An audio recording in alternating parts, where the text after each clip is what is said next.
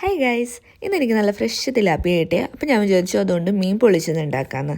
മീൻ നന്നായി കഴുകിയിട്ട് ടിഷ്യൂ വെച്ചിട്ട് തുടച്ചു കൊടുക്കുക. എന്നിട്ട് രണ്ട് സൈഡിലും വരഞ്ഞു കൊടുക്കുക മസാലയൊക്കെ ഉള്ളിൽ പിടിക്കാൻ വേണ്ടിയിട്ട്.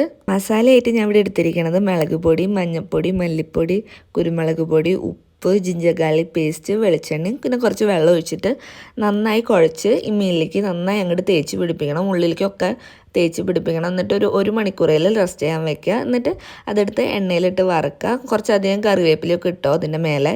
എന്നിട്ട് നമ്മുടെ ആ മീൻ വറുക്കാൻ വെച്ച എണ്ണയിൽ തന്നെ ജിഞ്ചർ ഗാർലിക് പേസ്റ്റും കുറച്ച് സവാളയും ഇട്ടിട്ട് ഉപ്പും പച്ചമുളകൊക്കെ ഇട്ടിട്ട് നന്നായി അങ്ങോട്ട് വാട്ടുക. അത് വാടി വരുമ്പോൾ മുളക് പൊടി, മഞ്ഞൾപ്പൊടി, മല്ലിപ്പൊടി ഇട്ടിട്ട് അതിൻ്റെ പച്ചവണം മാറണ വരെ വാട്ടുക. എന്നിട്ട് കുറച്ച് തക്കാളി ഇടുക. തക്കാളി വാടി വരുമ്പോൾ കുറച്ച് തേങ്ങാപ്പാൽ ഒഴിക്കുക. ഫ്രഷാണ് കുറച്ചും കൂടെ ടേസ്റ്റ് ഉണ്ടാവുക. എനിക്കത് കിട്ടാത്തതാണ് ഞാൻ ഇത് വെച്ചാണ് ചെയ്തത്.